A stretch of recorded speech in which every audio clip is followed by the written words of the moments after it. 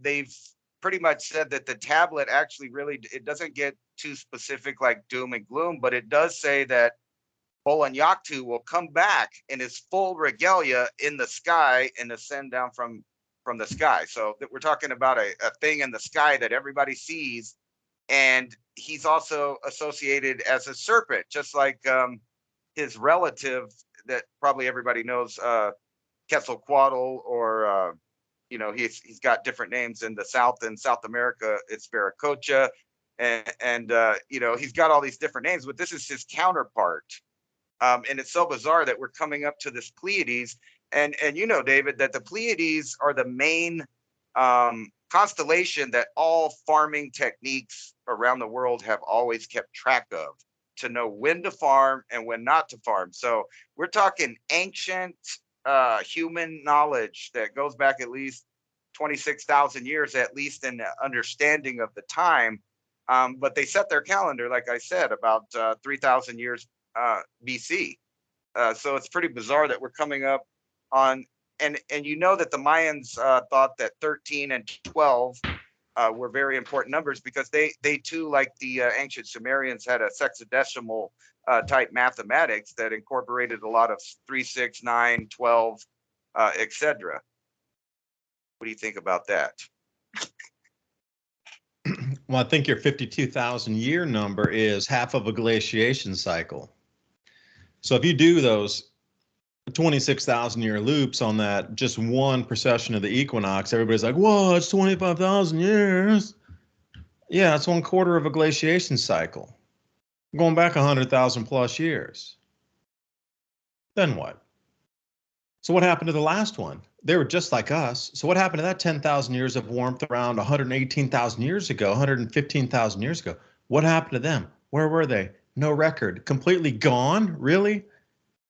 Advanced civilization as high as ours right now, possible, and they just disappeared to absolute zero. Not ever a question of what happened to that civilization, or did we find relics from it still around? And you need to ask yourself, with these legends of who came down to teach them, it's simple math.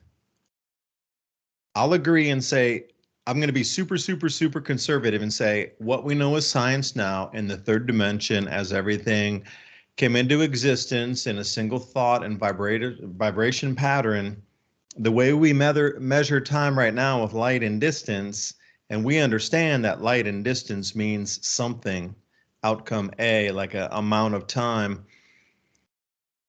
I would say 10 billion years is the entire galaxy as we know it. And it could go as high as 12 billion or somewhere in the middle. I'm going to be super conservative and just say 10. But our Earth, as we know it in the classical quote unquote sense, 4.5 billion years old. Now think about that. Something has a 6 billion year head start on us. So what is that? So those, what was considered the bringers of knowledge, I mean, how old are they? And where is their society based, and how old are they in terms of epochs or eons? Because that's the way all those gods were described as, or at least the belief system. It wasn't like, oh, this being lived to be 100. We're talking like tens of thousands, hundreds of millions of years old being that takes physical form. And I wonder if they do that when the plasma state gets high enough, because you'd have to see it descend in the sky, but it's using a plasma rope of sorts. Like, how cool would that be to watch something come down on a plasma discharge down, and like, all right, you just lost everything, but we're going to teach you how to do it again. That's the real deal right there, and we're back at it. So I'm glad you brought up the cycles of that. Yeah, it's really trippy though, the wording or the idea that these Mayans were trying to portray about this ancient creator god, and the way that they've translated monument number 6. They say that he will come back and show everybody in the sky, though. This is what makes me think of plasma petroglyphs. So they've translated it to say, witness the display of Bolan-Yaktu in his full costume and regalia. And they imagine, because of the depictions of him, that this is some kind of giant serpent-looking thing in the sky. And every time that he's referenced, he always comes from the sky. So it's really bizarre too. And the association with the Pleiades, which the Mayans and the Olmec and well, really everybody we know in the ancient time period was paying close attention to the Pleiades. So the fact that human beings were keeping track of these dates goes into some of the new discoveries about hominids. They pushed the threshold for early hominids back 1 million years, because they keep finding hominids of different species like Australopithecus that's 1 million years older than they previously thought. And if you remember, they thought like 3.1 million years was old for Lucy, and then they kept finding older and older and older hominids that seemed to be in different ways quite advanced. There was one type of hominid they discovered in South Africa that was burying its dead in a way and putting them in a tomb. And we're not talking about like a human-like hominid. They explain it's more like an ape-like creature. However, it was weirdly having deep thoughts, it seems, because it would take its family members and tuck them away inside of a tomb-like thing. And we're not talking about just throwing them in a hole. They had to navigate a whole system of tunnels to get the people in the right spot.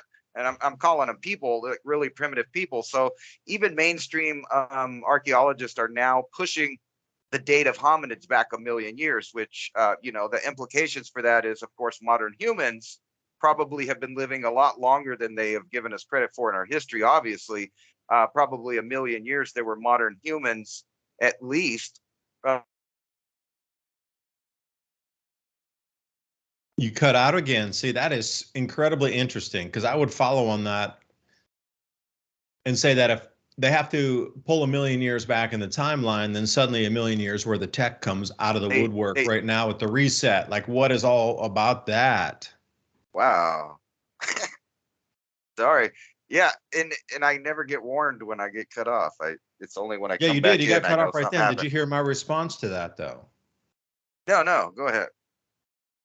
No, with that happening, if they push it back 1 million years, what that means is a new timeline emerges. And where did 1 million years of tech go? And then suddenly we're at this reset, and all of a sudden, all these new magnetic motors, and free energy devices are just popping out of the woodwork, ethereal power. And where'd 1 million years go? Sorry, that's a lot of tech to disappear.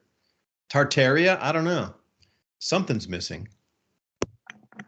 Right, exactly. That was my point. If they're pushing the ancient hominids back, then that necessarily pushes back modern man.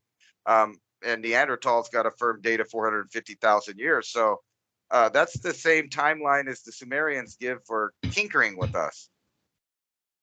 Yeah, How don't mess with my bizarre. hominids, man. You're going to cross, Ransom, you're seriously going to cross the line when you're messing with my hominids and my nematodes. At that point, You don't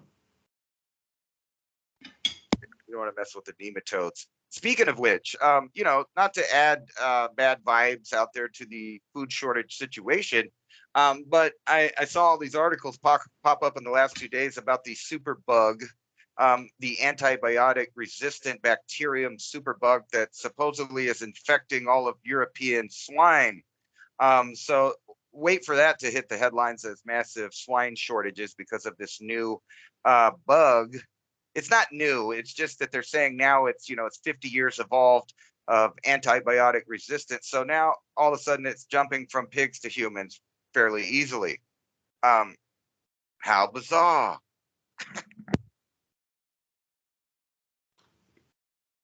more food shortages, huh? Like, how many more things can Europe be the center of for disruption of the world? I mean, Biden's the center of disruption for the United States economy, energy production. But look at Europe. Classic scapegoat for all things disruption. Now it's going to be, Germany needs to turn back on the coal power plants because they're not getting the gas from Russia. Oh, that disrupted the climate. Okay.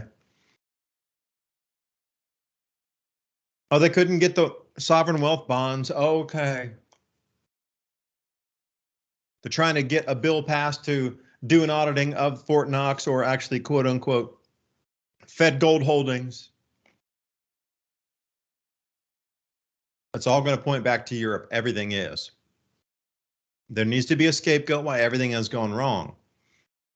But the BRICS coming out, you see how this rides on top of the natural cycle. It's unbelievable on how you can disappear history inside a natural cycle inside this time of chaos where all information will be lost or at least redistorted back to the victors rewrite the history. Well, how many times has this gone on again? You know, creation myth and legend, when they bring down agriculture and get humanity restarted, is a far huge cry from censoring the information. And when it goes into some sort of blackout, restart the internet and delete a lot of stuff unless it was in paper form. I mean, are we going back to this cycle again and again? And how far back does it really stretch? How many millions of years of resets have we gone through?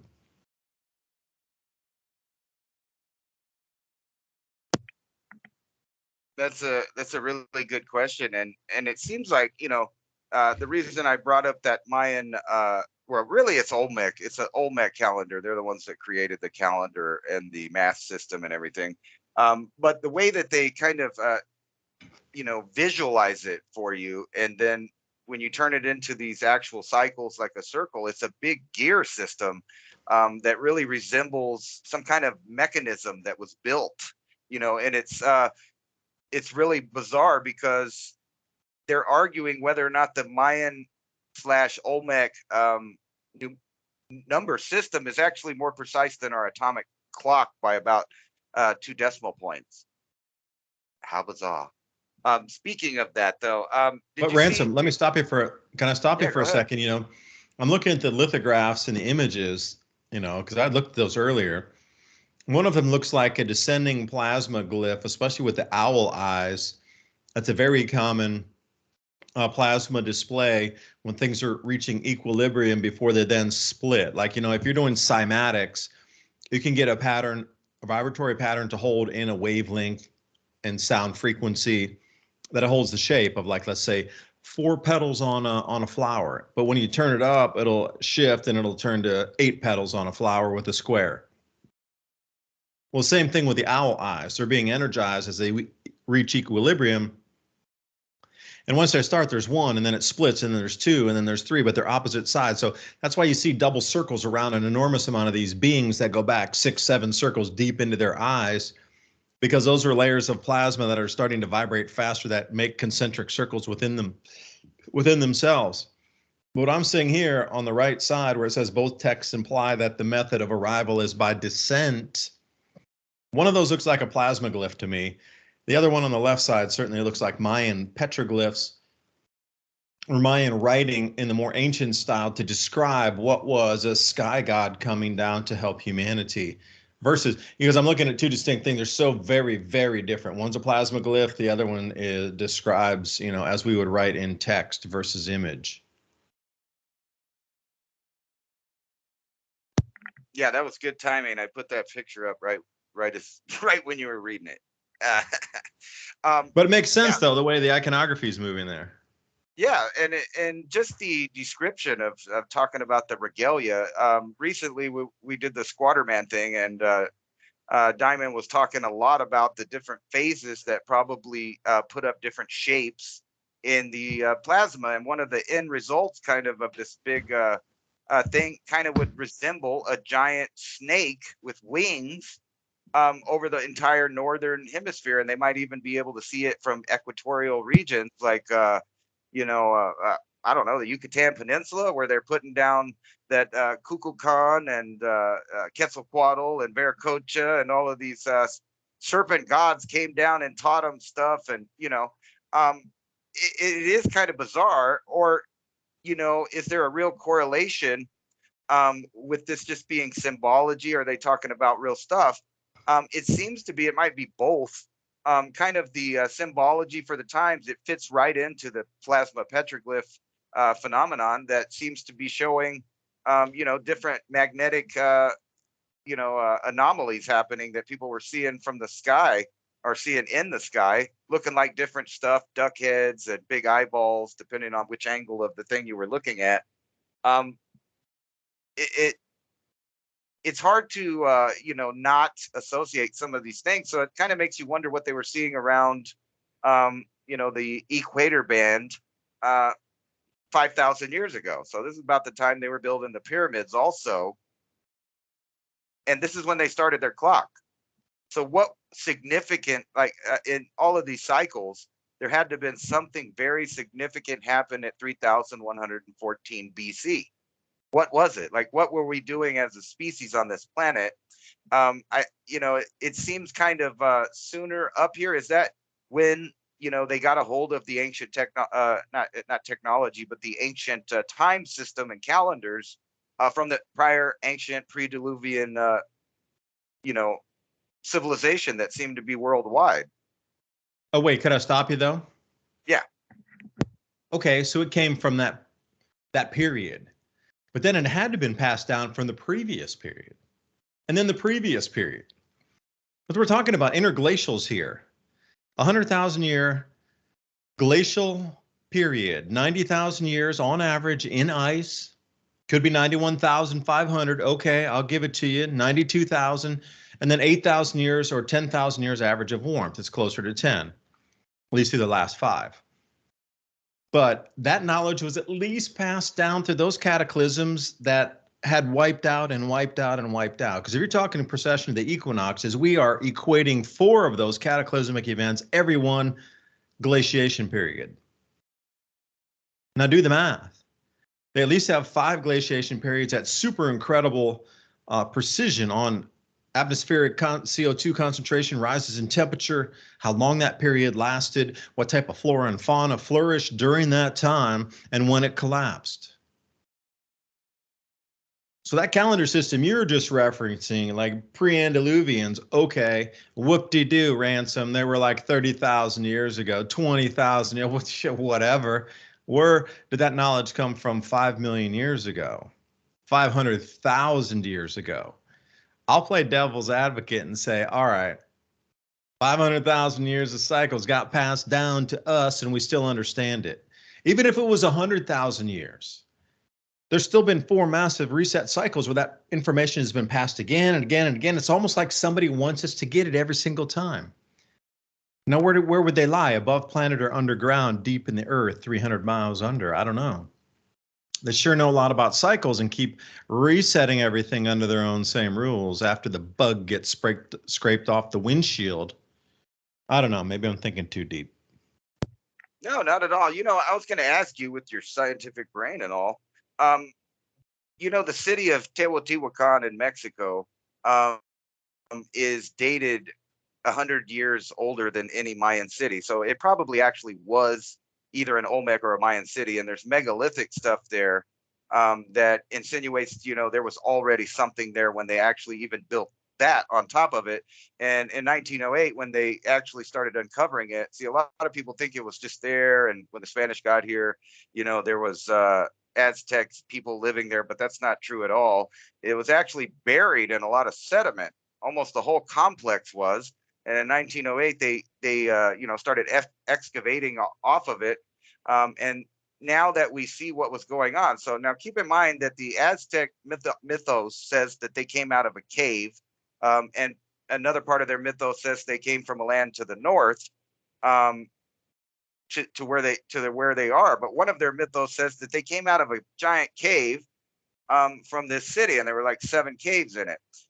It just so happens that under 5 different designed pyramids at the Pyramid of the Sun in Teotihuacan, it's actually like a Russian dollhouse, where there's layers and layers of previous pyramids built under that. And then keep in mind, it was covered in sediment on top of that. But anyway, when you get down to the very bottom, there's this gigantic pool of liquid mercury it's way out of place there. It's like the imperial chambers of the Chinese emperor at the other pyramids in China. But not only that, there's mica in lines that connect all of the pyramids in this, that these things are technologic things. One to do with heat and another one to do with electromagnetism. And then there's also evidence of a giant explosion at the center, right in front of the Pyramid of the Sun, that burnt and vitrified some of the stones around it in front of it. So kind of my question is like, you think it's possible that that is where they came out of the cave at. I mean, because they kind of say that. And what's also bizarre is the Aztec were on a mission to find another Mayan city that's on the coast that they believed was the entrance to the underworld. And it's this big old cenote where ocean water meets fresh water, and it has a weird, creepy, look to it down inside of it. How they knew that, I don't know. But the Aztecs seem to have been, word of mouth that people had started building civilization again and then came back, meaning that they might have had really old knowledge of whenever everything got destroyed and covered in dirt. So what was the question? No, that would be that's a no, good you were description. And my answer would be yeah. distorted history, because I am very familiar with a place called Petra in Jordan. And Ransom, I'll bring that right back bullseye with what you were just talking about. Let me do my circle logic here. I'd been to Petra before, way back in the early 1990s.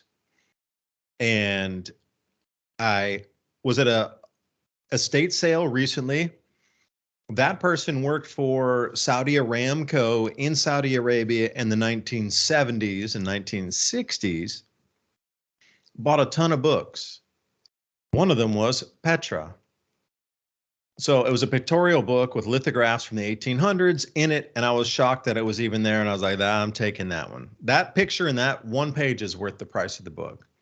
Well, there are like 50 of those pictures.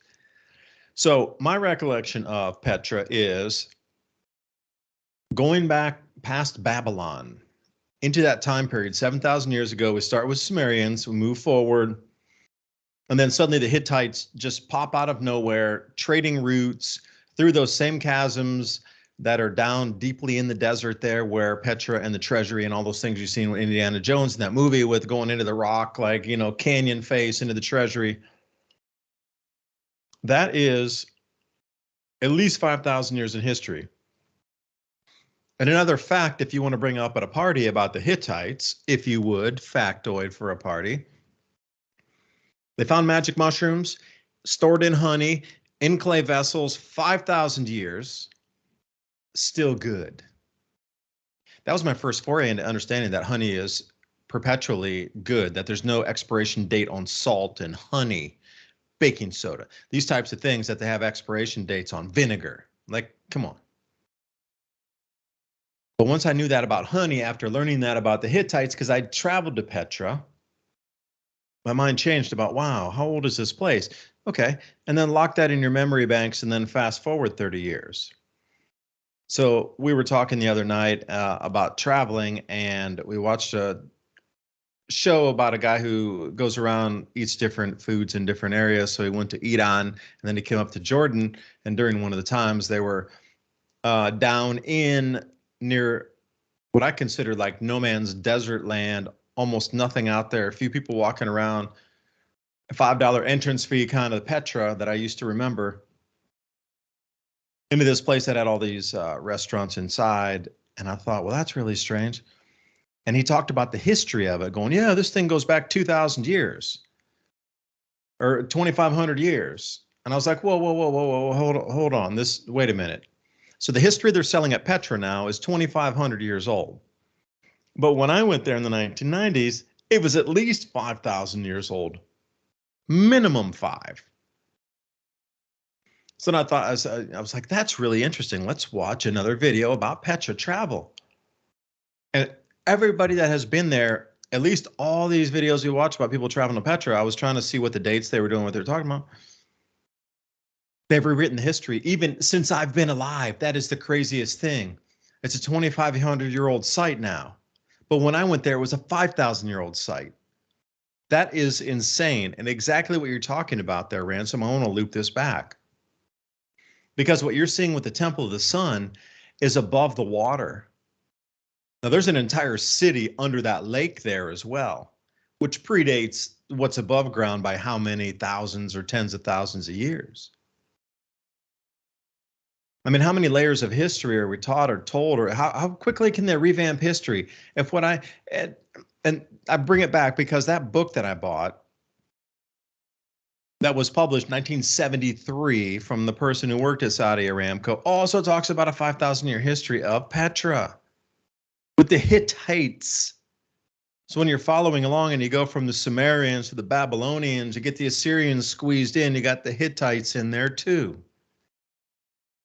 And then if you swing around in Oman and come around, you got the kingdom of Aksum and Shum and all these, what are they? Myrrh and frankincense traders along the frankincense route from southern Saudi Arabia up through the Red Sea. But at that time, it was much, much, much more lush. There's a couple ancient dams that are in there down in Yemen. So the port of Yemen, hotly contested place. But inside Yemen, in the center of Yemen, off the coast, if you look at a mountain range there, you'll see that's where the old dam out of legend, say 1,200 years ago, was placed. Thing used to be like 30 feet deep, 50, 60 miles of water. That place is getting wetter again. And, things circling through history. What's been erased and what's truly here. Because those spice and frankincense traders rolling up through Petra had been there since that antiquity, but it has been changed. I'm really realizing I need to study more about modern history, what they're teaching people now about the ages of stories, because it just came to my attention days ago, and I'm still baffled by how that could even happen. Really, have they rewritten every single history book to say 2,500 years, not 5,000? Because that extends the timeline. They got to explain 5,000 years of history and melted buildings and rocks that don't erode over 5,000 years as to why they have millions of years of water erosion in a desert on temples and complexes there. I don't know. It's weird. Ask Greta, I guess, Ransom. How dare you? No, Petra's a really interesting site, and it actually there's some weird stuff there that links that to sites in China, and then it's funny that you were talking about the mushrooms because every place that I've gone in the Southwest, like all these ancient Chacoan or Anasazi sites, they have one thing in common is they usually have at least one or two windows or doors that are in the shape of a mushroom, and you find that same motif all the way down into Mexico. It's kind of bizarre, and we know that the Mayan and Aztec both were making little ladles and pots and stuff, especially for mushrooms. Another bizarre kind of connection there to the Middle East is some of the oldest Olmec, I guess carvings or whatever you call it on the rock, show them with the little pouch similar to the Sumerians, and a lot of people believe that is either both mushrooms and or pollen. Pollen because when they depicted in the Sumerian thing that they used the little pine cone, but they always had their little bag. And I know the ancient alien people kind of go in the technological direction, but what's more simple is that they're always going to the tree of life, and they have a little bag of pollen, and they're pollinating. They're farmers.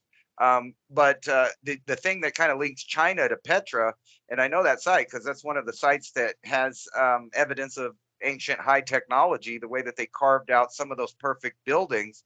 Some of the rooms there have a weird design in it that's similar to that giant cave that's unexplainable and undatable in China, where it looks like either they use some kind of chemical technology or a little machine to go in and carve it out in equal strips and remove all the rubble, and the rubble's not there. And then also at Petra, they have the older looking habitations that look like they're, like you just walked into Fred Flintstone's era. And, it's like complete little holes and stuff. It's so weird that in that same place, they have working water, they have rooms that are specifically designed to resonate a specific hum.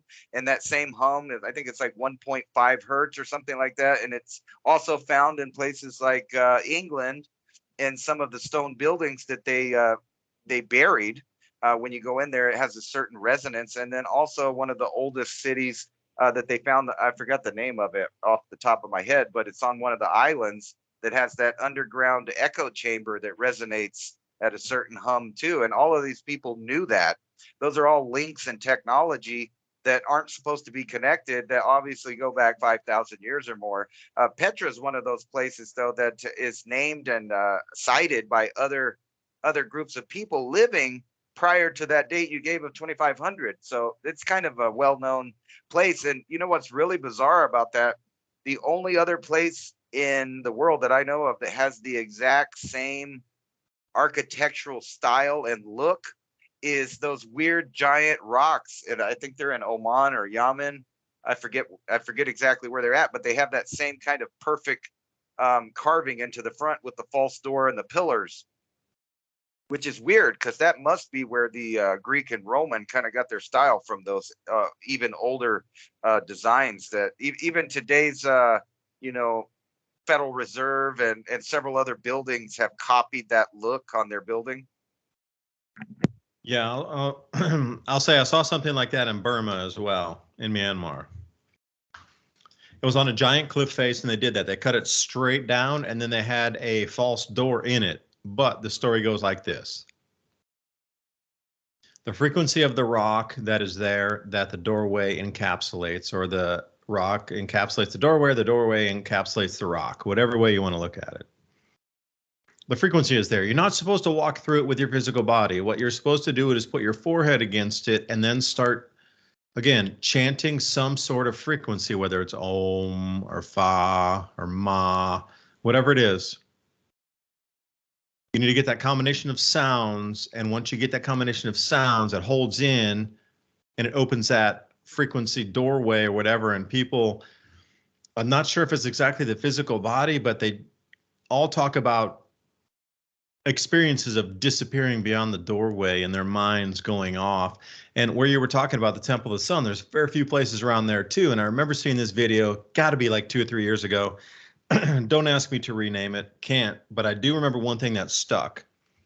There are these 5 scientists going out there, and they were all going to test these doorways with different thought, but they knew what the frequency combination was because they worked with somebody from the mines who understood the frequency combination or whatever chanting mantra that would open that doorway with a certain frequency using the human voice. All of them had 6 different encounters. And one man was like, I'm going to go visit God. I want to see God. I want to visit it. That's my whole goal, is to vibrate through this thing to visit God itself. But he got so deep into the crystal that it scared him. And like a literal crystal, that he went so deep into it that he thought he was going to lose his physical body. So he came back. And all 6 people had different accounts of using the vibration to enter into this doorway, depending on the thought they had going into it, which was interesting in itself. Like their individual thoughts took them to a different portal entrance to a different dimension through the same frequency, opening the same doorway to allow you access to different dimensional realms, like unlimitless, I guess. But the thought you had going into it took you into that very specific, exact, micro thin resonance that you were in at that time with your thought into that dimension on the other side, which is trippy in itself, you know. But that all occurred right down where you were talking about Temple of the Sun. And then those things, the same carvings in Saudi Arabia, they cut those rocks straight down in the middle. What is the rock constructed of? I'd like to know the Paleozoic qualities of the rocks that are there that are cut out with the false doorways. If I, you know, I'm naive now, but I mean, 20, 40 years ago, I mean, I didn't know any of this when I was traveling, looking for Paleozoic crystals inside the doorways I can meditate in. And I didn't know it takes years to understand that, decades, you know. But now I do, and I'm thinking, what are the rocks constructed out of?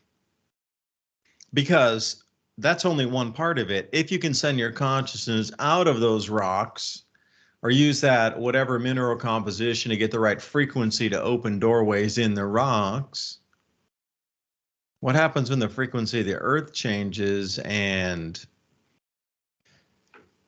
where we're going now, vibration frequency opening, could it open the other way too? I'm not sure.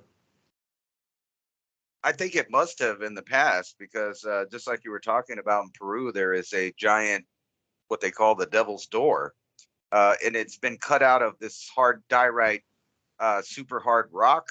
And that's exactly what they do there too. They take a mixture of ayahuasca and they go put their forehead on the little hole in the middle of it. And people believe that they, you know, a certain person in a certain mindset can travel to another place. But we kind of know that ayahuasca or DMT has that effect either in near-death experiences or through the use of compounds that you intake.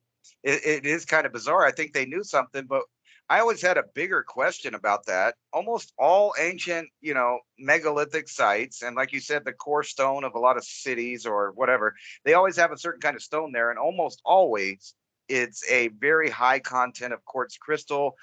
It's always the hardest rocks, like granite or diorite. And it's really bizarre because I wonder if that might have been at that time when the magnetic field was different or the sun was different or whatever combination was different. Were they able to get piezoelectric energy directly from the rock? A lot of these places look like they hooked something onto it, like the Devil's Door. I know people believe it's a spiritual site and they think it's a false door and they're going to go to another place. But if you really look at it, it kind of looks like a ship could just back up right to it and attach to it. And when an earthquake went off, they could just charge their ship and leave. I don't know. Maybe that's far fetched, but it makes No, you it's not. It's not really. Because if you were to put let's say you had something dowsing. Maybe dowsing came from that original art form and it's an original creation where you actually plug those things in and you have those things you can hold in your hand and direct the electric elsewhere, like you're talking about charging a craft, where there'll be just like you see midair refueling. Everybody's familiar. The big nozzle comes down from the big plane above, and then the fighter jet or whatever snaps up in there and you can refuel it. Well, why would that not be the same where you could pull something flexible out of the rocks that you connected and then plug it into something else to recharge it? That makes perfect sense.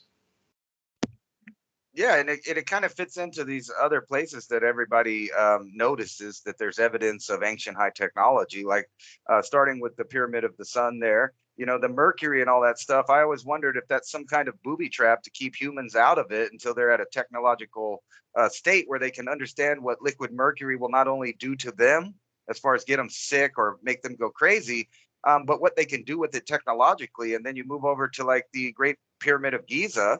A similar kind of thing has been put, or ideas been put forth, that they've tested the inside of it and there's residue from different compounds like zinc oxide and sulfuric acid. They were pouring this down the channels, and the Nile River would come in through the bottom and bang on the bottom of the pyramid, basically making a sonic pulse. And when that happened, these two chemicals would mix and create hydrogen gas that would go up to these little slots that left. And when this resonance started banging these molecules of hydrogen around, they started releasing X-ray, which would be concentrated right out of that tube that points up into space. So like you said, all of these sites, even the pyramid in China is a similar thing. They have all of this liquid, mercury. Yeah, and it's in a refined form. Like, what is under it, and what were they hiding? In both places, they built a giant pyramid or multiple pyramids over it so that human beings could never actually go in there, because the elite or the rulers at the time would have always taken credit of being part god, so only they could know and only they could look at it, only they can enter the inner catacombs and all that stuff. So it's obvious there was technology, but it seems to be a lot more recent even. Like a lot of people think it was pre-Diluvian, but it seems like recently, about 5,000 to 3,000 years ago, humans were on the verge or the cusp of digging that old knowledge up and firing it up again. It seems like in a couple places they might have, not figured out exactly how to do it. But now you fast forward till now, we're a completely technological civilization. And now if you knew some of these things that were there, we could actually access and, interact with these things. What if it was the same civilization that has existed underground, that can run underground during these cataclysms and then pop up as these gods again? Because you mentioned it, you hit it on the head, that mercury is similar in China. But a lot of the images that we see is captured of what we consider protective gear, PPE, on some of these glyphs. Now, back then, we understood it as that's a rocket ship, that's a spacesuit. But now, because we understand PPE more, looks exactly the same, but would those be the caretakers of the mercury?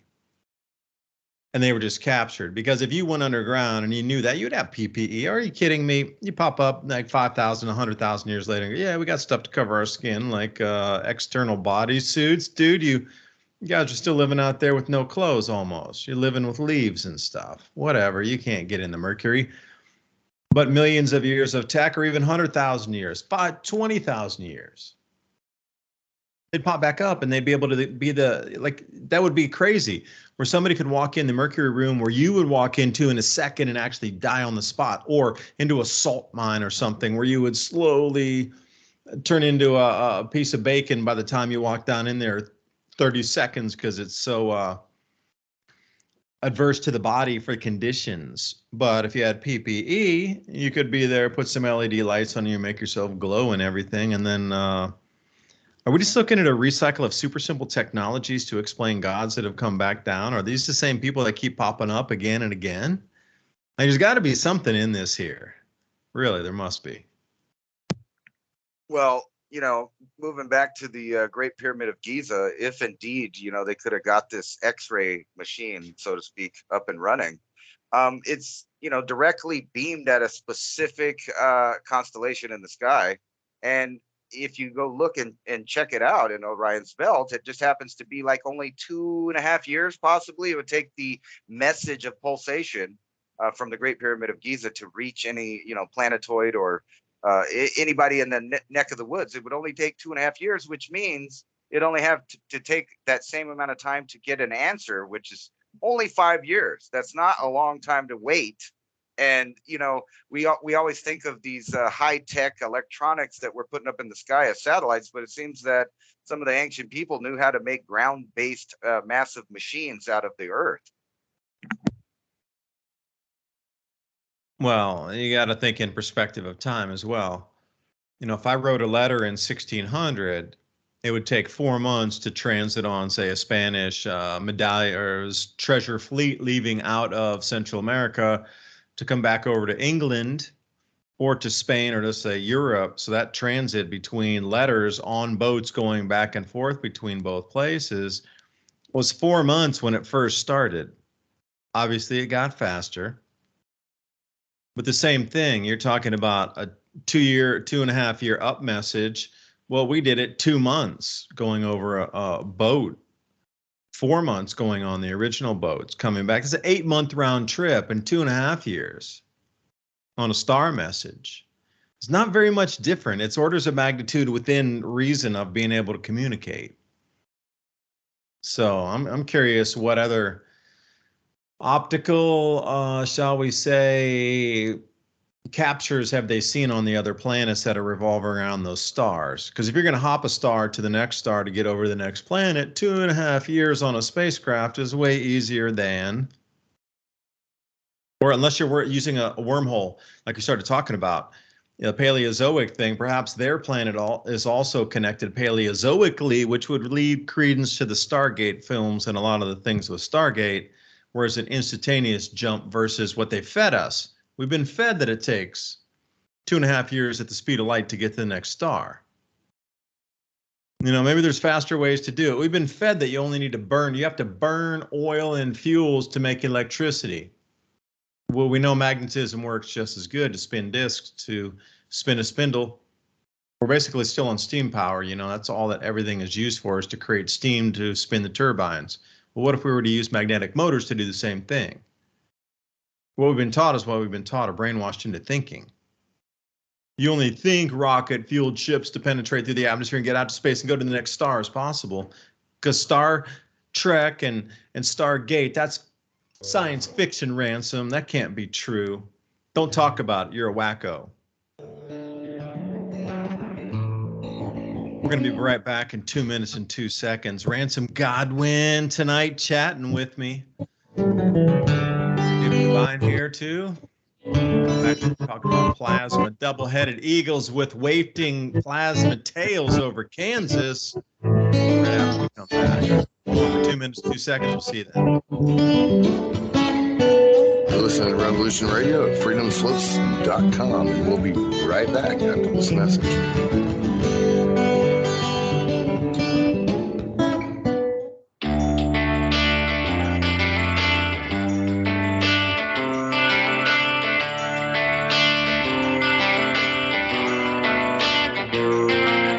This is Thomas, a.k.a. a Mad Painter. I'd like you to join me Monday nights, 10 p.m. Eastern Standard Time for Open Canvas. Don't forget to bring an open mind. Yes, folks, that's right. Bring an open mind to an open canvas. Again, that is Monday nights, 10 p.m. Eastern. UFOs to government corruption. This is Revolution Radio, freedomslips.com. You don't need to expect us. We're already here.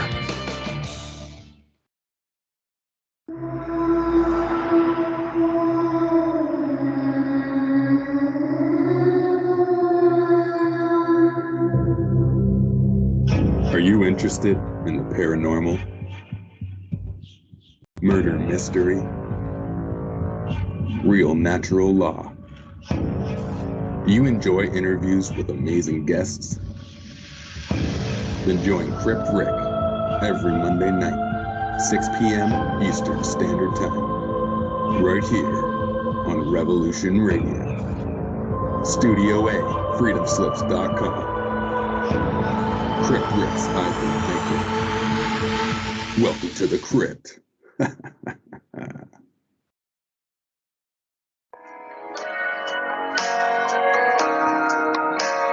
Join me at Revolution Radio, Studio B, at 11 a.m. on Saturday for free association, when we take a look at philosophy, spirituality, psychology, social issues, and geopolitics.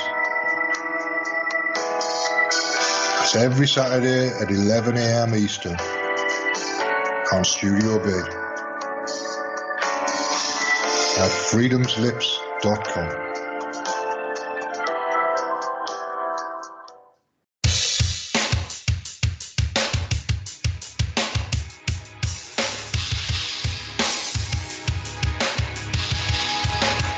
Enter into a world unseen on Raven Star's Witching Hour. You will encounter eclectic topics from the realm of spirit brought into our matrix of truth.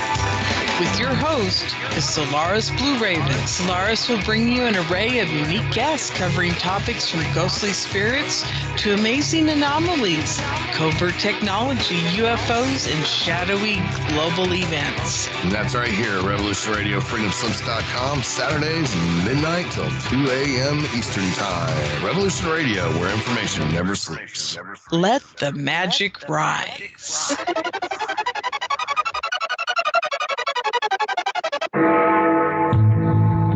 Galactic Interstellar Council on Revolution Radio Studio A, Fridays at 2 p.m. Eastern. Join us as we traverse the starseed paradigm, as expressed in the time-space continuum that we know as the divine expression of love and light. Integrating this conscious unity into the galactic paradigm. So welcome all, both terrestrial beings and galactic beings as one. So be it. You're listening to Revolution Radio.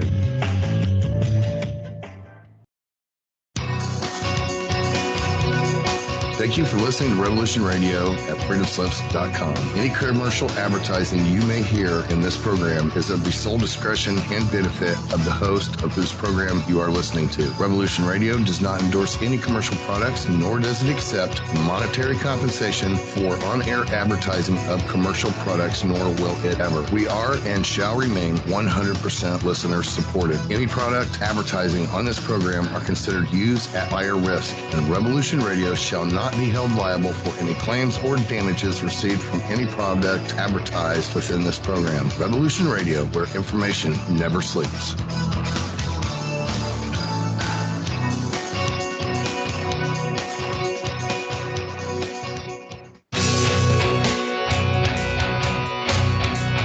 All right, thanks for listening while we took that short break here at Revolution Radio, freedomslips.com. And now we're going to get back to your host.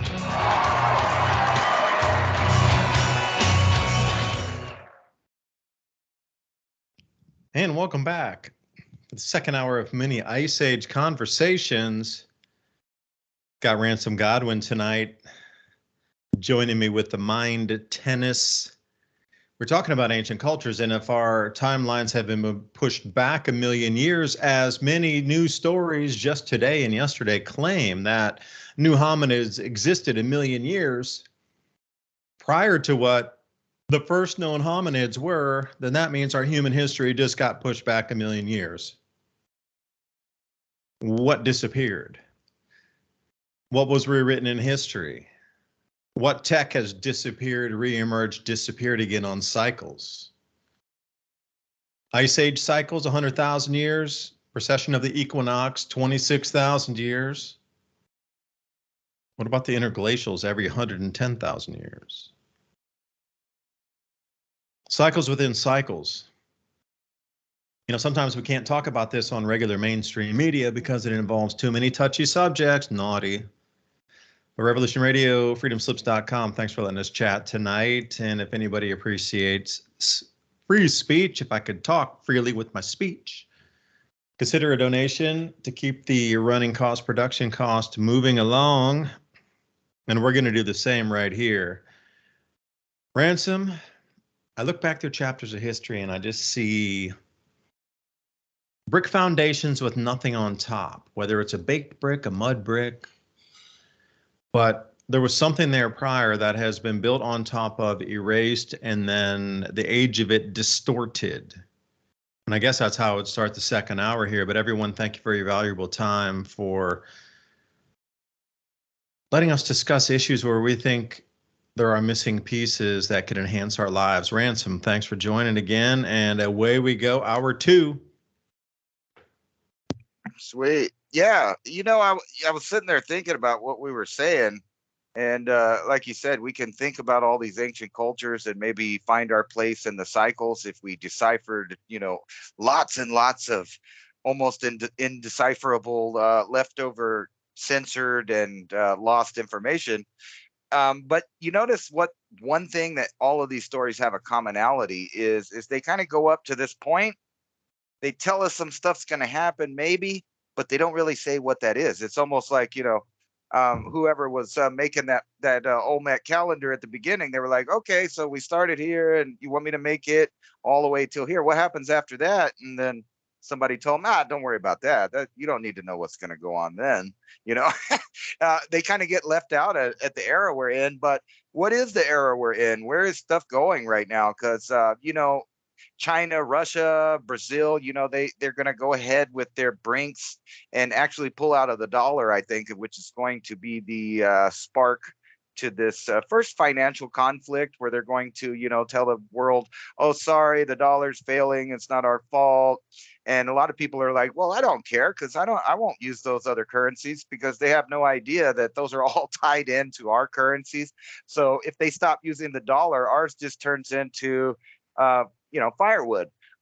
In the meantime, though, I'm looking, through these articles, and I realized some epiphanies. They just keep on with these ideas about how everybody's about to, die, and it's always just been that way. We got SADS, so I decided to track back SADS before they called it the sudden adult death syndrome, and they used to call it sudden arrhythmic death syndrome, meaning they just don't know why someone's heart stops or whatever. So it was already happening to some degree. So I'm not going to say it all of a sudden exploded, but I come across these other articles like scientists are testing the first ever treatment for a broken heart syndrome that weirdly kills people through heart attack. So there's just an increasing number, evidently, of reasons to have a heart attack. Now let's get past that and see some of the stuff. Anonymous, they hacked all of these apps that are made to track women's cycles. And it made me start thinking, how come Anonymous never hacks anything that actually helps society? Like, you notice they're not exposing the Epstein client list. Oops, you better bleep that out. Or they're not hacking to find out who all's being spied on ever since the Edward Snowden revelations. They never hack anything to tell us anything at all. But they keep threatening to do it. But when they finally hit, it seems to be all tied into what the government wants at the same time. So they portray that there's these white hats out there like Anonymous that are hacking the system to protect us, but they seem to always go along with the establishment, kind of, making weird stuff. And then you got the White House quietly modeling for $200 oil shock, $200 a barrel. So, we're looking at $10 a gallon gasoline probably there soon. And on and on. Supply chain shortages. They're going to make new laws where you can only use plastic, or you're not going to be able to use all these products. And remember, I was talking last week about the petroleum. When the prices go up, you'll see that reflected in all your products, the plastics, and that's exactly what they're going to do. So they're about to shut down everything. And I find it ironic that also I keep finding these articles about from everything from marijuana to anxiety drugs from across the board. They're now saying all of these things, including some words I can't say, that are causing cognitive decline later in life, basically meaning about middle age, right before you would be getting ready to retire. And isn't it ironic that that's the same age that all of these sudden adult death syndromes mainly are starting to hit, and people with broken hearts? Meanwhile, China is taking over the South Pacific. They're taking over, our dollar, obviously. But what are they planning? According to them, they're planning on finding a new Earth because they think this one's done. So they have a new 115-page paper supposedly leaked, and it's talking about China's plan to find Earth 2.0. Are we alone in the universe? They don't care if we're alone. They're hoping to find just another resource, place. And it's just, it's a complete scientific, I don't want to say it, a sci-fi movie made for the humans right now. So every government is trying to give you this side thought that aliens are, possibly real at the same time. And then when you correlate that to the ancient things, I think we're about to see stuff like, not specifically, but like the Mayan gods are coming back to the earth. They're 9 gods and we're supposed to see them and stuff. And I think that's misrepresented things in the sky that they saw, whether it was technology or, plasma in the sky. Either way, they knew that a specific cycle was coming. It seems like technology's on that same cycle. And if you've been reading about the, now they're wanting to fire or get rid of the guy that said that the Google stuff is sentient. They're trying to backtrack that now because the reaction from the public still wasn't a positive one. And you notice that they just keep doing that, and they're exponentially getting you used to the idea. All of these companies now are developing robots to hang out with and take care of elderly people, which, by the way, are all going into cognitive decline, according to, all these scientists talking about everything, including butter. It's all nonsense. They're putting people in a perpetual state of fear, where that's what's causing the cognitive decline, is that their head's full of all of these different factors that don't matter, when the only thing that really matters is we are going into hard times here in the U.S. You can blame it on what you want, but you're not going to make it through unless you get your stuff together this year. Hard times are coming, and I mean, they're coming this winter by every indication across the board: economy, food, trade, and war. Things are about to get rough, and I hate to be a sourpuss on that. But think about that also, correlating to what we were talking about. All of these predictions or prophecies or whatever, they all talk about war coming at this cycle, and here we are. We're into it. I'm going to pour a few more lemons on the sour, if you don't mind. China is establishing liquidity with the Bank for International Settlements, just as the U.S. dollar has an agreement with the Bank for International Settlements for liquidity. So whatever happens, if anybody needs a bailout of any magnitude, or other countries need a bailout of any magnitude, before the BIS only dealt with dollars to do the same, or Swiss francs or euros. Now they've decided to move over to the Chinese currency as well, which just everything before that I just mentioned was 100% homogeny of U.S. interests / Western interests. Didn't matter. Any of those currencies within that sphere were all Western influenced. But now this is the first time that the BIS comes out, and I don't know, there's a lot going on. If we're going to do simple numbers here, the BRICS population is 3.2 billion people. And the G7 and all these nations, 770 million. I'll say 800 million. So there's 4x more people existing in this new trade bloc that just emerged as of yesterday, out of nowhere, than there are. 4x more. So there's 4x more liquidity in that market. There's 4x more money. There's 4x more product, 4x more manufacturing, 4x more consumption, 4x more consumers. All in that thing that they're going to be backing by gold here. This new BRICS currency is going to be backed by physical gold from all these countries, India, Russia, China, that have been getting gold along with Brazil.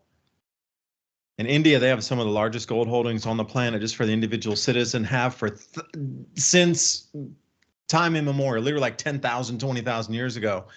This area of the world has always found its wealth in gold, and we're talking tens of thousands of years, literally.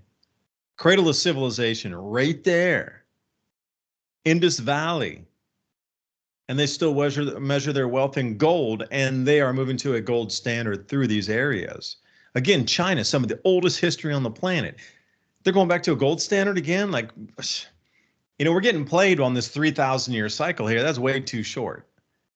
There's cycles within cycles within cycles, and these same rulers or leaders of nations, through whatever you call elections, put into the places the choices for the people. They're in the cycle, riding on top of it to disguise it.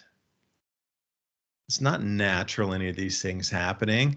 And then Russia, so they don't even know yet. They're just saying Russia's going to cut off the gas. But they don't know that. They're just speculating. So then what does Germany do? They didn't even cut the gas off yet. They didn't do it yet. When Germany restarts all the coal plants. Ooh, Russia back. You're going to cut back the gas supply. Well, you know what? Maybe you shouldn't listen to Greta and kept your power production moving forward and maybe move to magnetic motors. Or here's the thing. Zoltler is a German physicist that had all these very efficient plus energy devices using gravitational vortex power or the vortex itself. Funneled water spinning down on a vortex can push a spindle as well. You don't have to burn steam. You can focus water to do it the same. And the more focused that water is, the higher the RPMs are for your output. And you can scale it.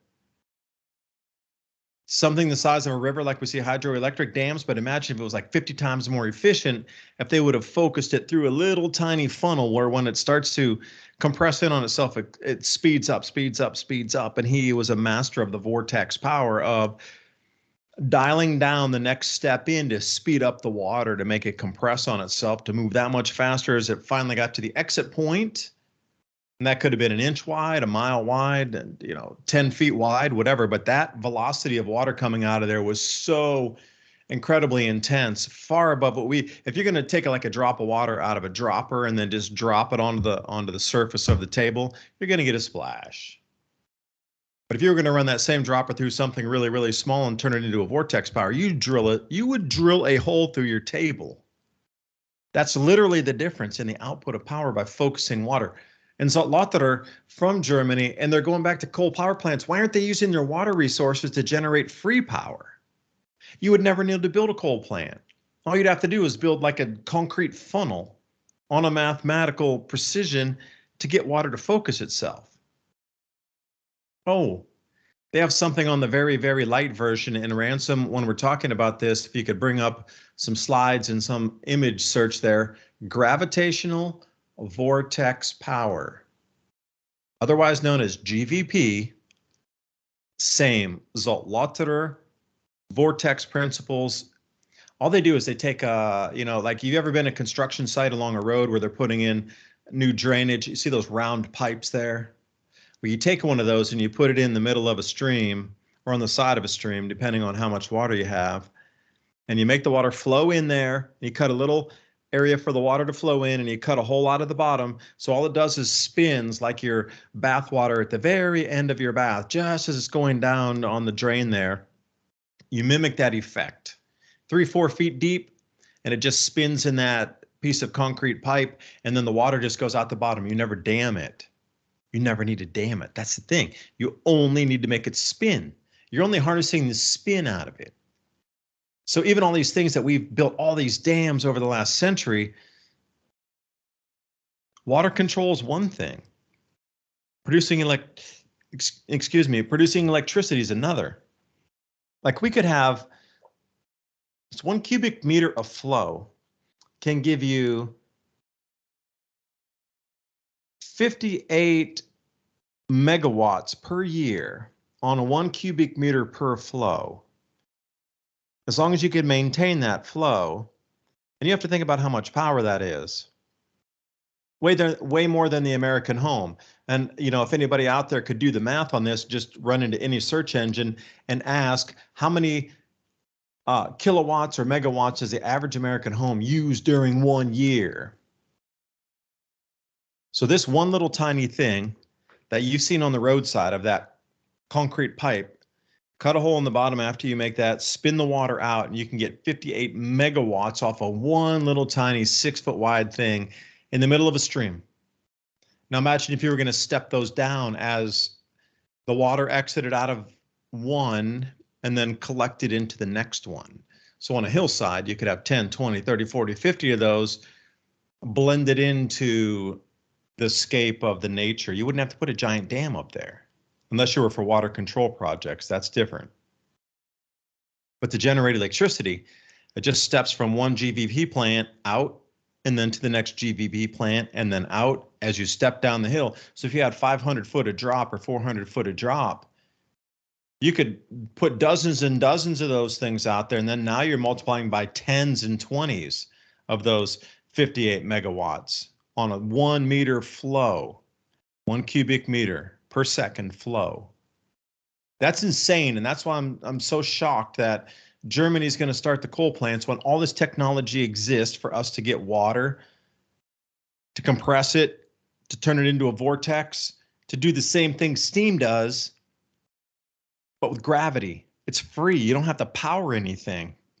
And see, that's how disguised nature is. That's why they make us think we have to go by rockets to other planets instead of using, you know, thoughts through Paleozoic crystalline structures inside our planet.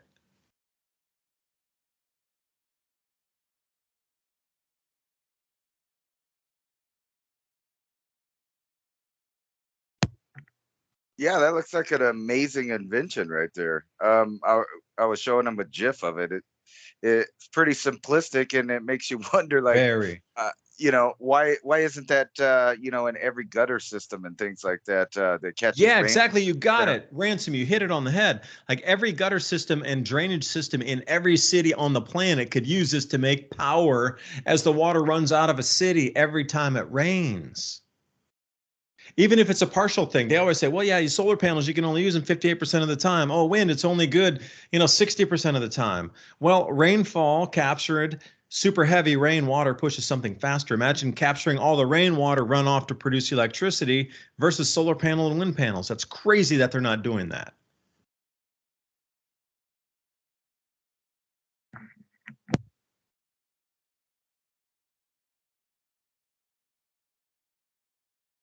I think you're on mute, Ransom.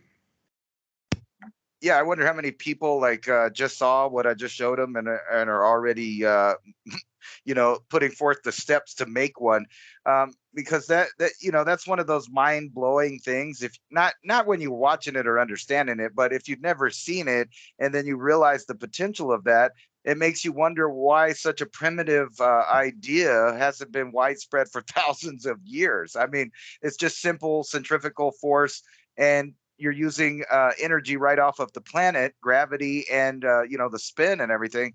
And how much did you say that generated? A lot of electricity there for just what it is as a stationary a stationary form that just allows the water to fall. Yeah, it spins it for a few seconds. You're never damming the river or the streams. You're spinning the water for a few seconds, and then it drains out the bottom of where you spinned it, and it just continues down its happy journey to a lake or the ocean. So how many of these other, Ransom, I could ask you too, if it's that simple to use water and gravity to produce power, I mean, how much easier would it be to spin magnets against each other to create, power to then pump the water up to, and then you start to think about this, which one would be more efficient to get the water to a point to then push it? Magnetic motors to use some kind of drive pump to take the water up so the water would flow faster through the gravitational vortex or the actual vortice to spin a turbine? Or do you think it would be the magnetic motor would just be enough where you wouldn't need that extra step of water unless you lived in a water rich area, that you could have both? One would be for a desert. Obviously that GVP doesn't work in a desert. It does not work in a desert, or like in Kansas, it would have a difficult time working there. You have to have some steam, some drop somewhere, 30-foot drop, Yeah. and you could put probably 5 of those down every 6 feet, drop it out. You imagine Yeah, have 6 of those, so that's 58 megawatts. That's 58,000 kilowatts. So you think about it in your American home, how many kilowatts do you use per day? The average is probably 1 kilowatt. No, maybe a little more. It's best to look it up on a search engine to see exactly, because this stuff changes by the day, by the week, by the month. So think about kilowatts. How much power are you using in an average home? So 58,000 kilowatts. So if you're talking about an American home, maybe running on, let's say, 1 kilowatt an hour at super high charge and super high usage, and maybe half of that during the night when people are sleeping. 58,000 hours of that. How long is that? And 58,000 hours should be the question. How much time is 58,000 hours? Because 24 hours in a day, so that could power everybody's home exactly up to that minute to the day, and divide 58,000 by 24, and you will see how many homes that you could power 24 hours a day using a 1 kilowatt base load just off this one little tiny device. Now step it down every 6 feet and multiply by 6, and then you'll see how much power can come out in a 30-foot drop. That's the crazy thing. Like you were not using 30-foot drops to power this kind of thing where you can run several homes for a year. Okay, using magnetic motors, maybe that's a big step. Sorry, Tesla, our world's not ready. Still, to this day, 120 years later, the world's still not ready for Tesla inventions and technologies. Maybe we could just step it down to simple water. We don't need magnetic fields. Magnetic fields, you're bad. You're out of fashion today.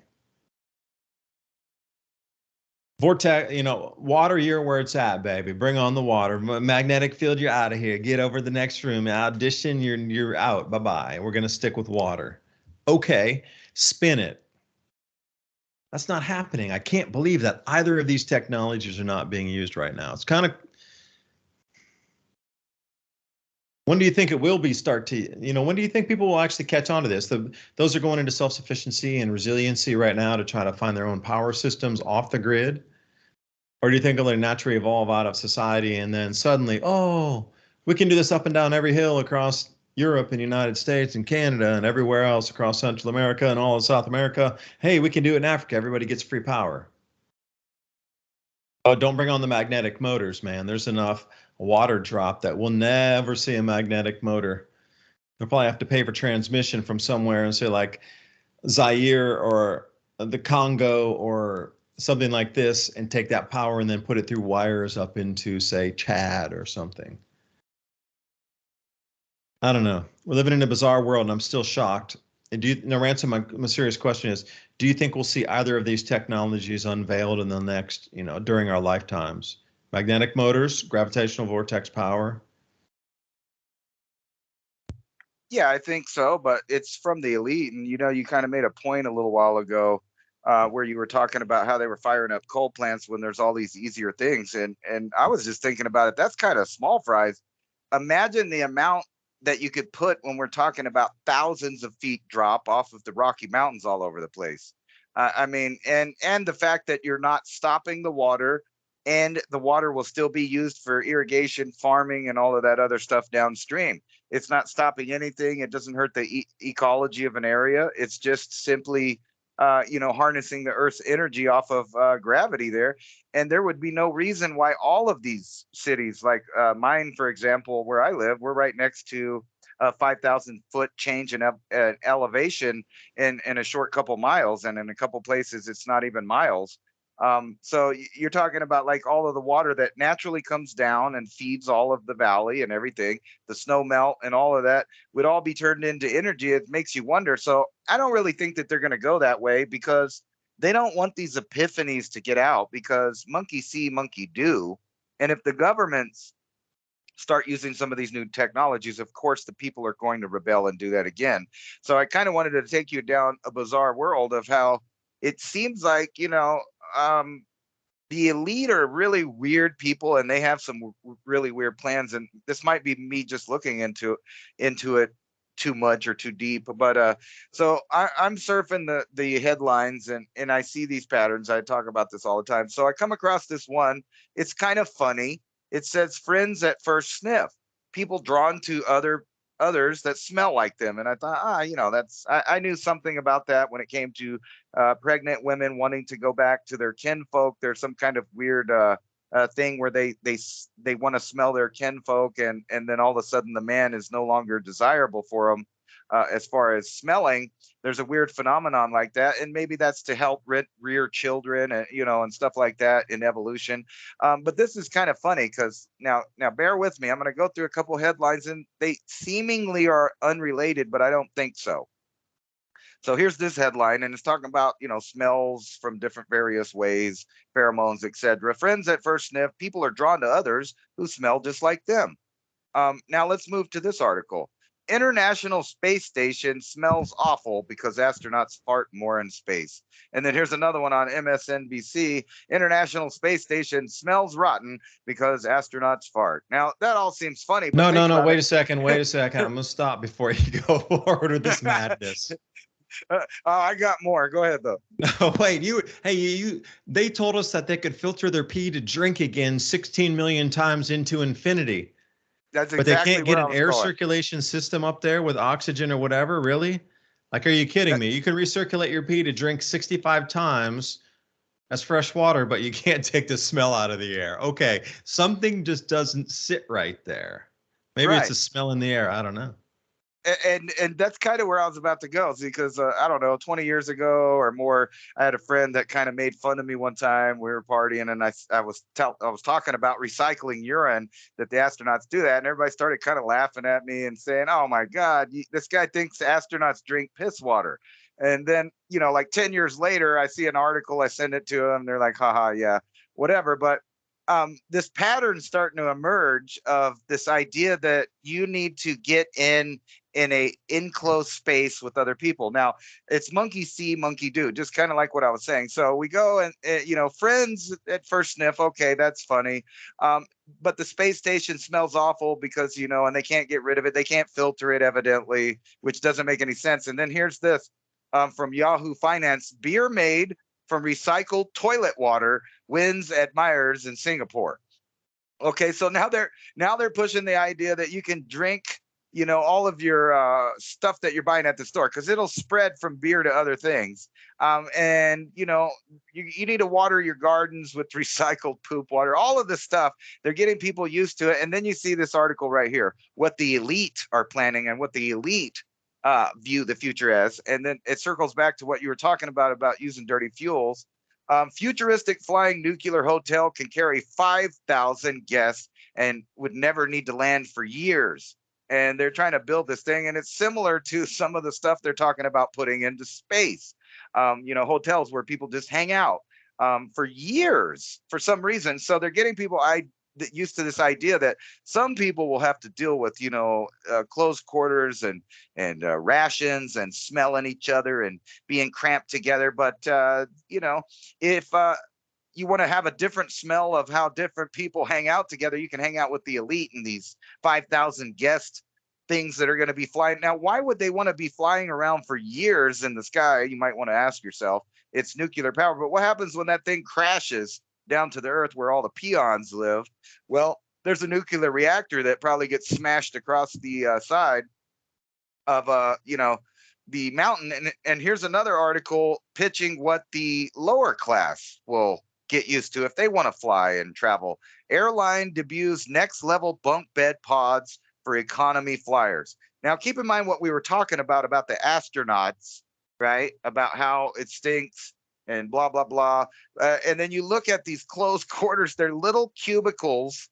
And keep in mind, the TSA has already pushed ideas of putting shock collars on people, removing you from planes because of your political opinions, et cetera, et cetera, et cetera. And now look at this picture of these people cramped in these little pods like they do in Japan to sleep overnight. There's hotels like this in Japan. And then you just get in these little closed quarters and you hide in there and you don't talk to the stewardesses and you just stay in your little thing and then they bring you your little rations. And this is the upper of the lower class, the people that can afford to fly and travel places. So imagine whenever they start they keep telling you these ideas of, you can't have a single family home anymore. You got to live in these teeny tiny homes. And weirdly, they've got the environmentalists on their side where they all think you should live in this little box together, and then, I'm sure you've seen across the headlines, all of these people dying in tractor trailers and the amount of people increasing dying along our border. And then in the news, the Supreme Court goes ahead and reverses stay in Mexico. So that's giving people more of an idea to flood up here. We're all supposed to live in little tiny boxes with each other. And then weird stuff like anchovies raining from the skies in San Francisco. I don't know. It is a strange world, but I know none of that really tied together. But think about the image and the mental picture they're giving the public through the headlines. It's all about rations and being confined and locked down. And then I had another epiphany about. No, I can put it together for you there. Yeah, go for it. The fish raining down from the sky is a weather anomaly with extreme pressures causing ocean water and whatever is in that area to be sucked up at incredibly high. I bet there was massive hail with that storm too.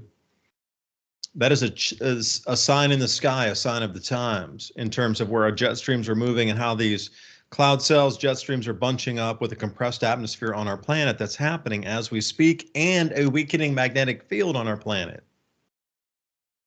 So there shall be signs in the skies. There shall be. The earth shall quake. Yes, it shall. It is now. It's beginning. This electromagnetic field change on our planet is in earnest, way past the beginning stages. Just like this, the reset is way past the beginning stages. Like people are feeling it. There's something in the air, literally. People are feeling it and seeing it. But this cramped quarters thing goes so many directions.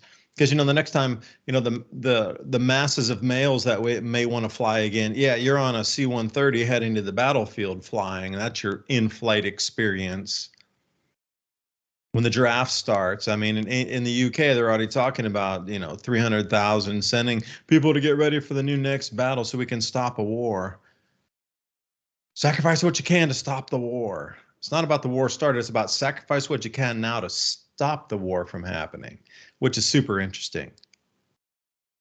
But one thing points to like an off-world survival colony spinning around. So Elysium was one thing, but you really couldn't even view that from the planet. This would be more like way low Earth orbit. So imagine if you were using hydrogen, well, the Hindenburg, wink, wink, or helium. Oh, that gas doesn't explode. Okay, maybe we could still use gases to achieve the same end. But they demonized hydrogen so much that nobody wanted to look at number 2. Floats nearly the same, but oh no, it's too scary. It's a gas. Don't try it again. But what if they were using helium with magnetic motors? Because you couldn't use water there. You'd have to use helium and a magnetic motor still, because even if you're 10, 20, 30 miles up, you're still getting the Earth's magnetic field. You don't have to be at ground level to use the magnetic field of the planet to power devices. You could be at any altitude within reason. I mean, above 100 miles, okay, then you're using the sun's magnetic field. We're starting to get way out past the ionosphere, way up. We're looking at, the field aligned currents, the currents that are coming down from the sun connected to us, these magnetic field ropes coming down. Okay. Eventually, you're getting power from everywhere, from the sun to our planet. That whole looping is free, provided by nature.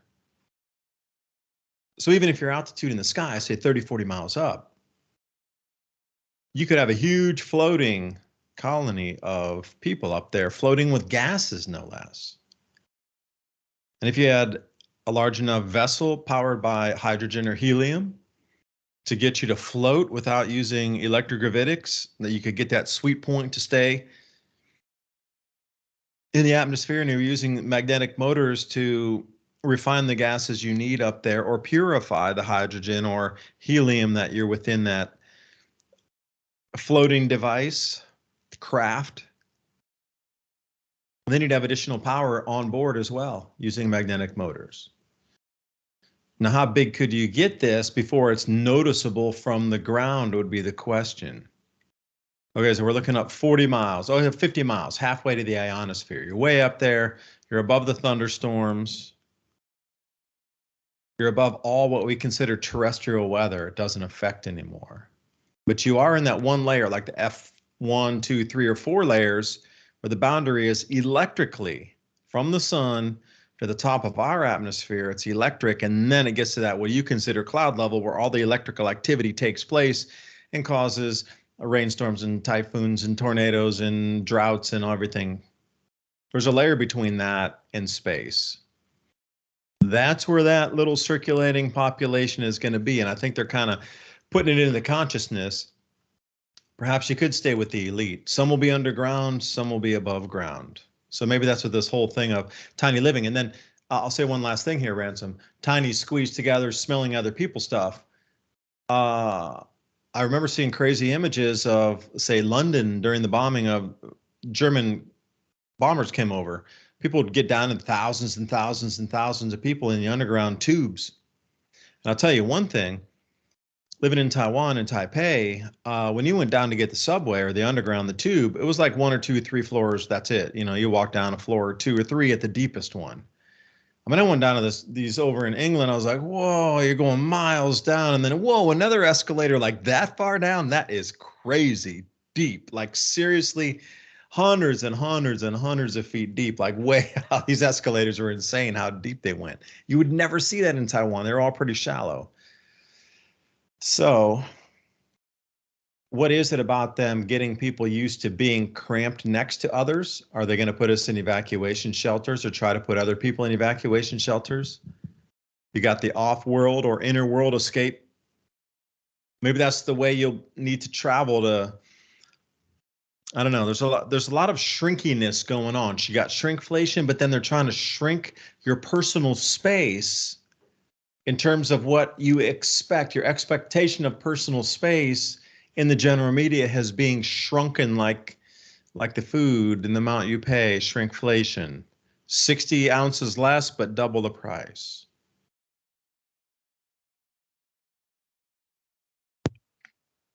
Yeah. The Hindenburg, it's funny you say that because this futuristic flying nuclear hotel has 20 nuclear powered engines in it.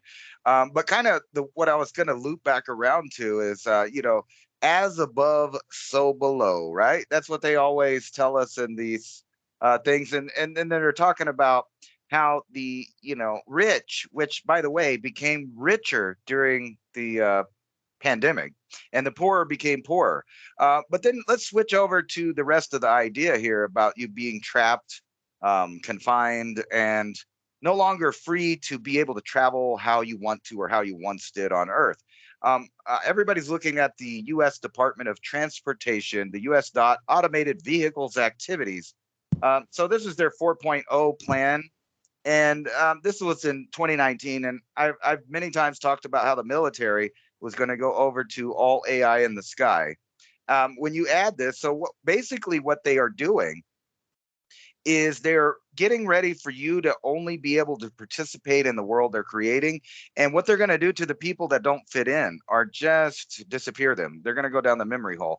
And let me tell you how that's going to happen here. So now we got these luxury things, and they're talking about staying off the ground for years. Now, maybe it ain't a natural disaster, but if you paid a lot of money, and then that goes back to this article about them, new creation, and they can make beer for years up there out of the toilet water, right? Now, I'm connecting these ideas, but what they're talking about really is a future in which you can no longer drive. And when you get into this US automated vehicles activity and you get into its components, you realize that the government is planning on taking away your right to drive.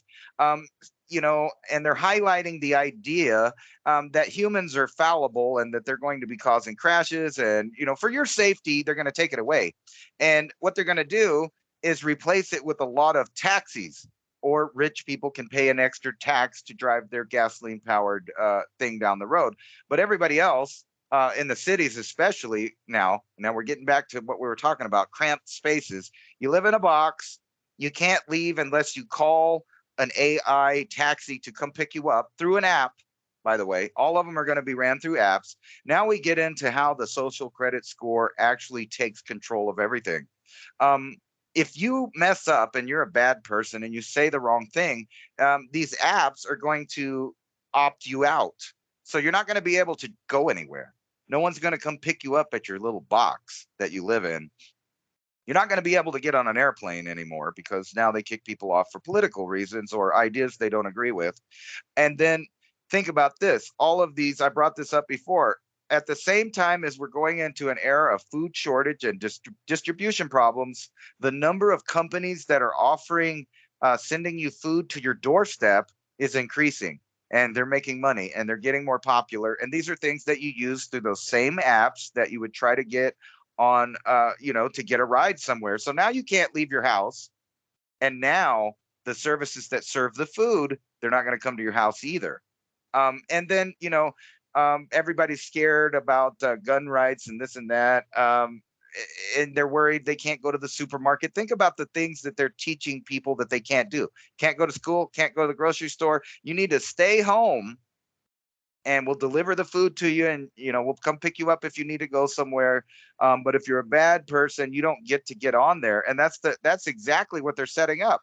Now, why are they doing that? Well, it seems that there's a great divide coming. Not only are they going to draft the young people out of the lower population of the poverty, which they always have in every other war, but the people that are left at home are going to have to play by these weird rules of social justice, or they're not going to be able to use any of the services. And add into that what we're seeing, the collapse of the dollar imminent, because I believe the Brinks is the last straw that's going to spark a civil conflict, economic at first. But what's going on back at home? Back at home, while everybody's dying of heart attacks all of a sudden, it's just in time, like I said, and I predicted this on a previous show of yours, I don't know what it is, that they were going to approve these pig chimera human pig organs for people that need them all of a sudden because they're SADs. And then also you got this. A quarter of Americans open to taking up arms against the government, poll says. Citing that even Democrats, Republicans, and independents all think the government is corrupt and rigged. And with all of these recent rulings by the Supreme Court, which, by the way, they shut down Biden's climate, whatever it was, but at the same time, they opened up the border. They opened up the idea that people can protect themselves again.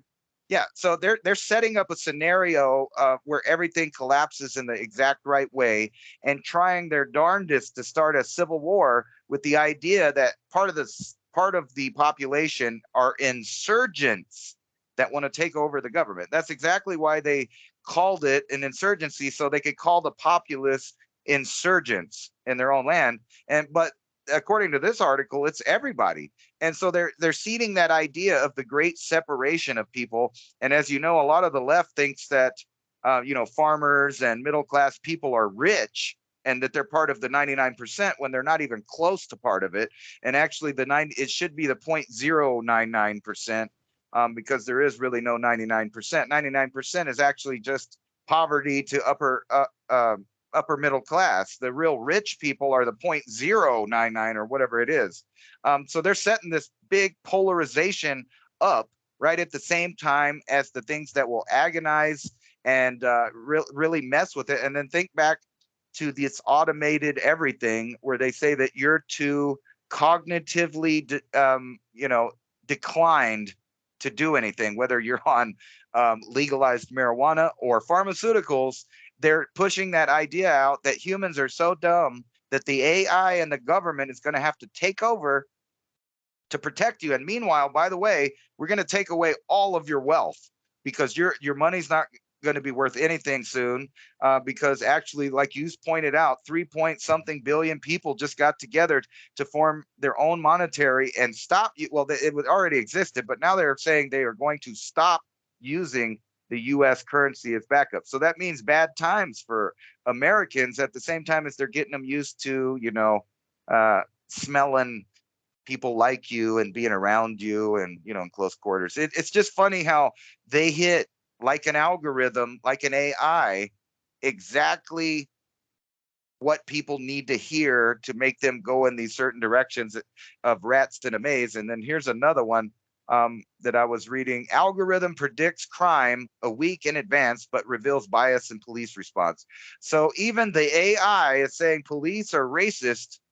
But don't worry, the AI can tell you when and where to go and at what time you can go and when there will be a crime based on it watching everyone nonstop, always. Well, that's crazy. Maybe it could know when you didn't get your paycheck, and it could do the average over 6 million interactions when somebody ran completely out of money, that they would resort to this action. So then somebody without a paycheck randomized across the entire society, they'll just watch everybody with no paycheck, and they know at some point that person will go to a theft mode, because that's what happens in 2% of human population over the 6 million study. 2% of the population always does that. So all you have to do is watch it and go, all right, well, they asked money from a neighbor. Okay, neighbor gave them food. Oh, they asked money from family. Okay, check.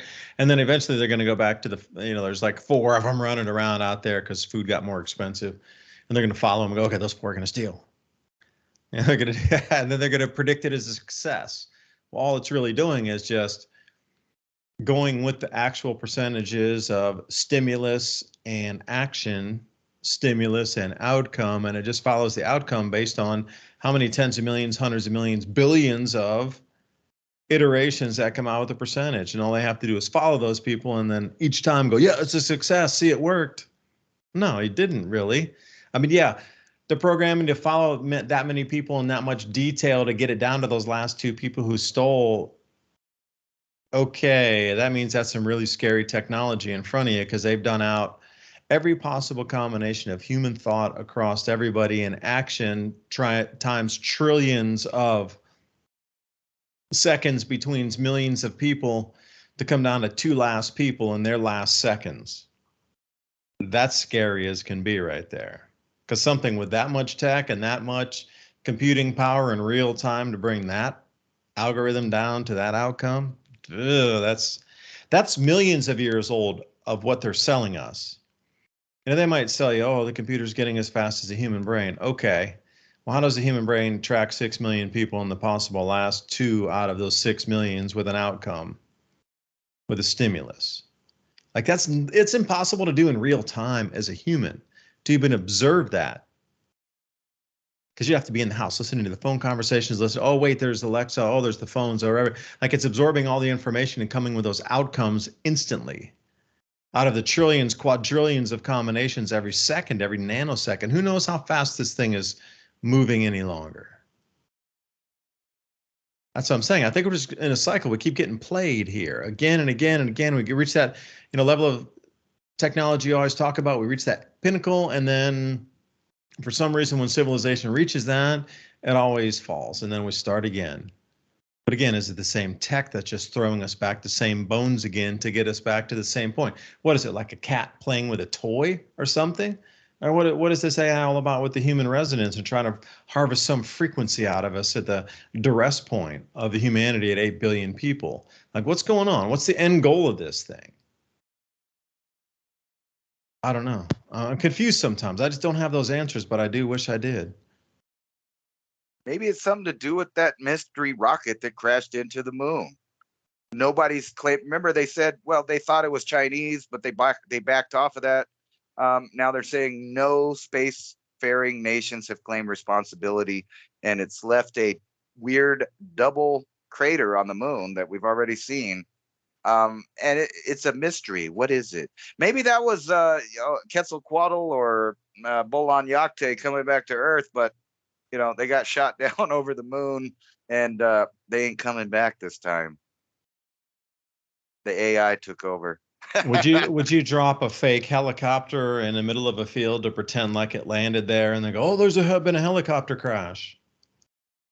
Yeah, they could do that. But what do you think's going on up there? Is that war between nations? Did somebody invent their own spacecraft and tried to fly around? Is that a human thing? Was it? I mean, because NASA's been tracking it. They admitted it was some kind of rocket, but they won't tell you what kind, where it came from. And, they have some kind of idea of who it is. So it's either ours or some other spacefaring nation. And if it's not any of those, then what is it? Who is it? And where did it come from? The internet. I mean, if you got down to it with the gravitational vortex power and the magnetic motors with Tesla and the electrogravitics with Dr. Brown and Marconi and going way back, if you had the wherewithal with an electrical engineering degree and a material science degree, you could put the polymers together to fix your magnets inside either whatever type of substrate or semi-solid substrate, wire that so the electrical impulses could bank your craft left, right, or center through, say, 24 different pie shapes that are all layered copper, so you could put the charge into that. We're not too far from that. People on the internet with those double science degrees to create their own, what you consider flying craft, for a better term. The backyard hobbyists has obviously gotten to the point where they're going, off planet, because what's the number one or number two things we're thinking about here? Material stress. Okay. And then cosmic rays when you're coming out of the atmosphere or back in. So the cosmic rays, it doesn't matter. Your craft is weightless. So you could put 100 tons of lead across you. It doesn't matter. It's weightless. It's zero. And then how would you, use some of these polymers today in different types of materials? Again, heat, whatever it would be to stop with. You could slow down during the reentry. You wouldn't have to go at super speeds to burn up your craft. You could control the reentry speed or velocity so you wouldn't burn up or get that heat edge on it. Although it would take you an hour or so to get through that versus a few seconds, you could slow that down. But would you get chased by other craft? Who knows? I think it was a hobbyist who learned the secrets of electrogravitics, got up there and either crashed or, I don't know, like you said, it could have been something tractor beam style and threw it on the planet for a message to Earth. I don't know. It could go either direction. Today's world wouldn't surprise me if it went both direct. If they were both correct, it really wouldn't surprise me. One to cover the other.